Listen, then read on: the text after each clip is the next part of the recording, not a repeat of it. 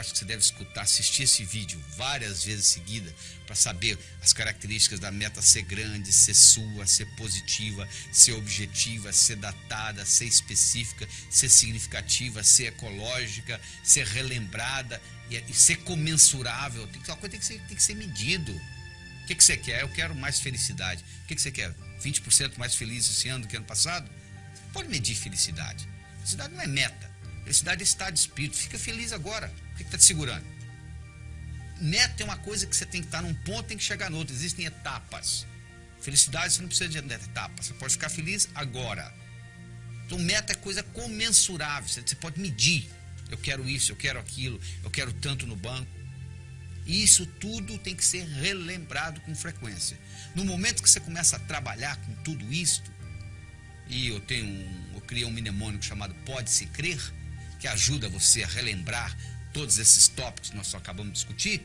Quando você começa a trabalhar com isto, e na hora que você escreve a sua meta, você leva em consideração todos esses pontos, o que vai acontecer é que as suas metas vão se manifestar numa velocidade enorme. Você quer um carro? Tá bom. Que marca? Que cor? Como que é o painel? Como que é o estufamento? E etc. No momento que você começa com mais detalhes, no processo cibernético, isso se manifesta de uma forma diferente. O bolo do sucesso, onde eu escolhi 6 ingredientes. O primeiro é você ter uma boa autoestima. O número 1 é você. Primeiro você cuida de você. Você já viu no avião? Lá vem a aeromoça lá e fala assim, ó, se por um acaso cair a concentração de oxigênio na cabine, vai cair uma máscara. Se você está com uma criança, você faz o seguinte, você primeiro põe em você, para depois cuidar da criança. Ou seja, let me be a better me for me, and I'll be a better me for you.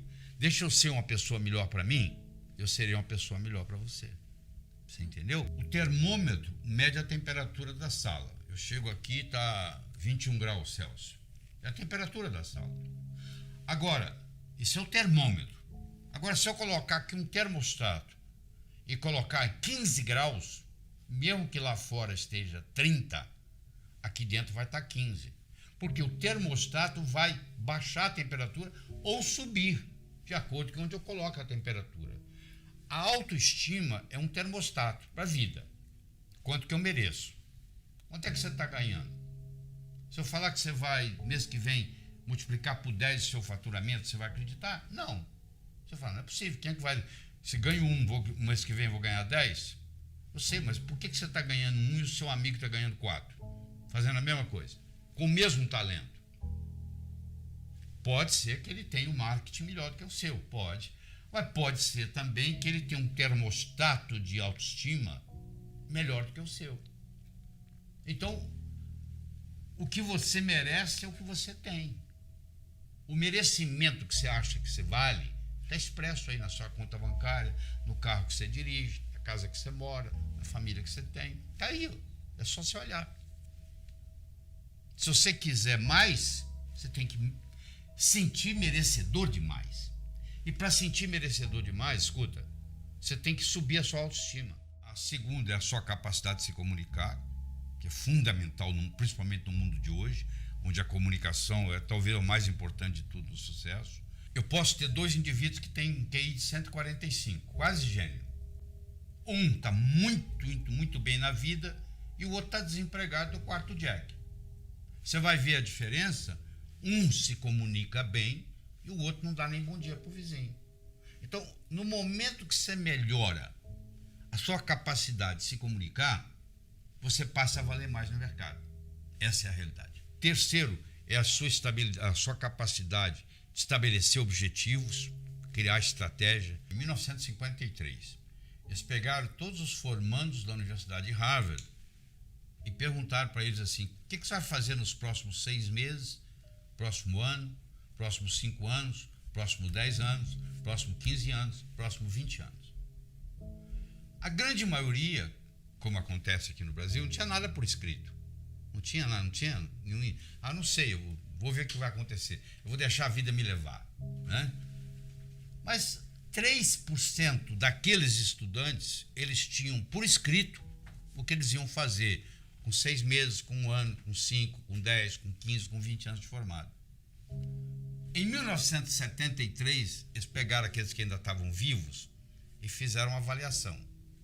Então, aquele grupo que tinha por escrito era 3%. Valia mais do que os 97% junto em todos os aspectos. Então, eles viram se a inteligência era diferente? Não. O background familiar era diferente? Não. Tudo era igual. As notas que tirava na escola, a única diferença que fazia diferença é que eles tinham por escrito. Então, os nossos, por isso que uma empresa multinacional, ela pega os objetivos do ano que vem e coloca até setembro por escrito. Tem que estar ali no papel. Aqui tem que ser recordado com frequência. Você tem que colocar ali e você tem que datar. Como é que você transforma um sonho em uma meta? Você coloca uma data. Tudo aquilo que você colocou na categoria de algum dia não vai acontecer. O cérebro fala, tá bom, o dia que algum dia chegar, você vai no calendário, onde é que está algum dia? Não está lá. Não tem no calendário, não existe. Então eu tenho que ter metas a curto, a médio, a longo prazo. Tem que ter os 3 tipos de metas. Eu tenho que ter elas por escrito. E eu tenho que descobrir qual é a finalidade de vida que está por trás dessas metas. Porque a finalidade de vida, ela te valoriza a sua meta. Vou dar um exemplo. Você imagina uma bolinha que eu jogo para você, você joga para mim, eu jogo para você, você joga para mim, eu jogo para você, você joga para mim. Começou a ficar cansativo, né? Mas se eu chamasse de tênis, mudou, né? Milhões de dólares por trás. Enquanto era uma bolinha para lá e para cá, você não estava dando valor. Na hora que eu falei tênis, mudou. É assim, uma meta que talvez não tenha importância, mas se ela está encaixada dentro da minha finalidade de vida, ela valoriza. E eu vou estar disposto a ter mais esforço para que ela aconteça. A sua atitude determina a sua altitude na vida, a sua dedicação ao trabalho e a sua ambição saudável. Então, são 6 elementos. A boa autoestima, boa comunicação, saber estabelecer metas, ter uma atitude positiva, dedicação ao trabalho de uma forma inteligente e hoje melhor do que ontem, amanhã melhor do que hoje. O japonês chama de Kaizen, que é melhora contínua. A palavra Kaizen, no Japão, 1945, Hiroshima, Nagasaki, 40% do Japão destruído. Com essa simples filosofia de uma palavra, que é K-A-I-N-Z-E-N, Kaizen, que é melhora contínua, o Japão saiu de lá e hoje ele é o 3º per capita no mundo, entendeu? 3º país mais desenvolvido do mundo, então, ou seja, está lá no pódio. Saiu de 40% destruído, é um arquipélago com mais de 3 mil ilhas, não é um continente, muito complicado, mas, no entanto, com a filosofia Kaizen, que é melhora contínua, que eu recomendo você adotar isso, eu adotei isso na minha vida, hoje é melhor do que ontem, amanhã é melhor do que hoje, e aí você junta esses 6 ingredientes com a pitadinha do que eu chamo a diferença entre o profissional e o amador. O que difere o profissional do amador? Paciência e persistência. Porque o amador, se não der certo, ele chuta o pau da barraca. O profissional sabe que o amanhecer só vem depois da noite ter passado. Que Roma não foi construída em um dia. Então tem que ser de grão em grão a galinha enche o papo. Então tem que ser aos pouquinhos para chegar lá. Então eu coloco esses 6 ingredientes com paciência e persistência e o resultado só pode ser um: obter aquilo que você quer. Imagina uma vaca subindo um morro. Você pensa que é a vaca que determina onde que ela pisa? Não. Quem determina onde a vaca pisa não é a vaca, é a estrutura do terreno. Sabia disso? A única coisa que a vaca faz, ela procura o caminho mais fácil. A mesma coisa ocorre conosco. O nosso comportamento vai depender da nossa estrutura psicológica. Força de vontade não adianta nada. Você pega uma bola de futebol, coloca no fundo de uma piscina e segura lá por quanto tempo? A estrutura da bola foi feita para flutuar. Então, na hora que você soltar, ela vai para a superfície. Do mesmo modo que a estrutura de uma pedra foi para ficar no fundo. Você não consegue segurá-la na superfície. Você vai cansar, ela vai afundar. Então, o mais importante de tudo é você determinar a sua estrutura psicológica, é você mudar essa estrutura psicológica, ou seja, você está preparando a sua estrutura psicológica. Preparando como? Fazendo aquelas escolhas que nós já discutimos. Eu escolho ser sadio. É muito diferente de você não ser doente, sabia disso? A maioria não é doente. Você vai no médico, você não tem diagnóstico de doença nenhuma. Não significa que você seja sadio. Ser sadio significa ter energia para implementar tudo que você tem na cabeça. E poucas pessoas são sadias. A maioria não é doente. É muito diferente ser sadio e não ser doente. Eu escolho ser a força criadora na minha vida. Eu escolho ser sincero para comigo mesmo. Significa que quando eu digo sim é sim, quando eu digo não é não. Todas as vezes que você diz sim e gostaria de dizer não, um pedacinho de você morre. Isso, quando você faz essa estrutura, você está se estruturando para longo prazo, para fazer um processo de longa duração. Aí sim se mantém. Porque se você fizer só com a força de vontade, é aquilo que ocorre no 31 de dezembro. Uma semana depois, não tem mais nada. Agora, se você mexe na sua estrutura psicológica e implementa isso, isso fica uma coisa constante. E um modo de você fazê-lo é você ter os seus sonhos, você ter as suas metas e você manter os seus olhos nas metas. Sabe qual a diferença entre etapa e obstáculo? Se você está no ponto A e quer ir para o ponto B, existe um espaço para percorrer entre o ponto A e o ponto B. Então, se você tirar os olhos da sua meta, o que você encontra entre o ponto A e o ponto B, você vai chamar de obstáculo. Se você mantiver os olhos na sua meta, o que você encontra entre ponto A e ponto B, você vai chamar de etapa.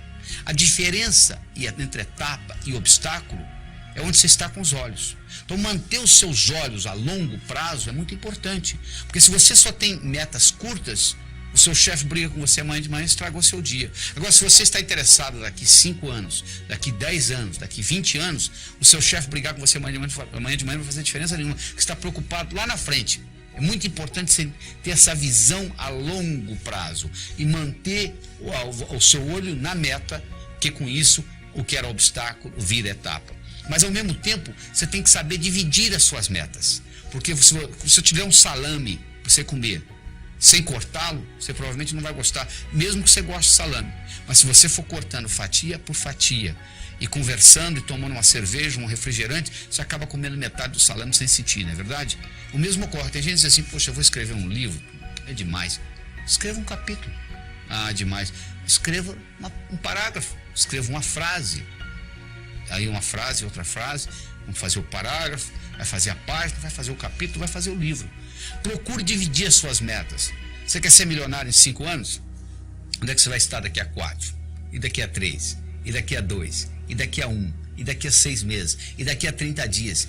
E daqui a uma semana? O que você vai fazer amanhã de manhã para ser milionário daqui a 5 anos? Não é só esperar o tempo passar, não. O bonito é que quando você divide isto, o que você tem que fazer amanhã de manhã, diferente do que você teria que fazer se não tivesse essa meta, não vai ser quase nada. Porque a meta vai sendo diluída.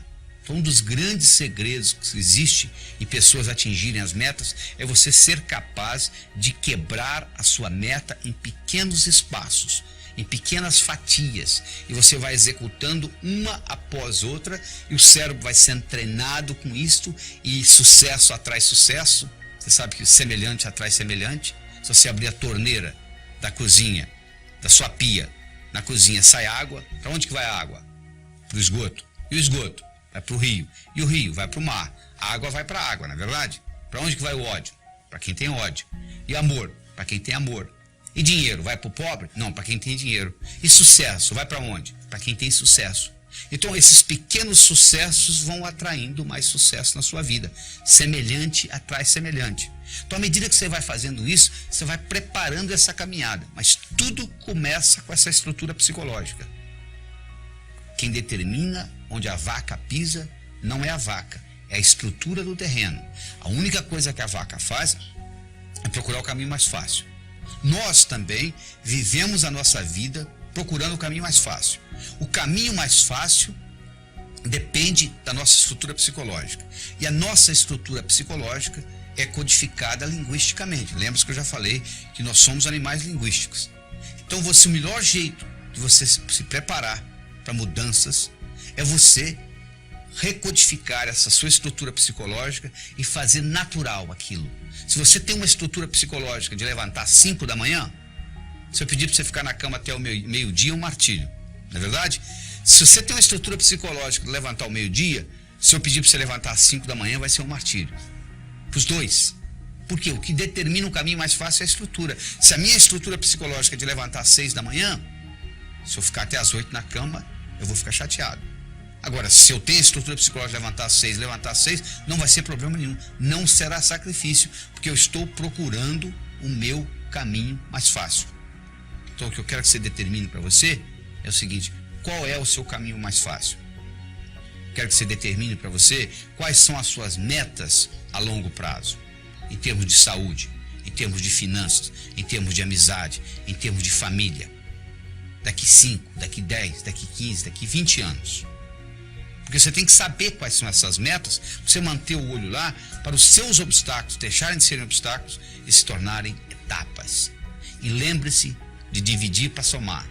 Ou seja, você quebra as suas metas em pequenos pedacinhos e com isso fica mais fácil a digestão. Com isso fica mais fácil você atingir uma por uma dessas metas.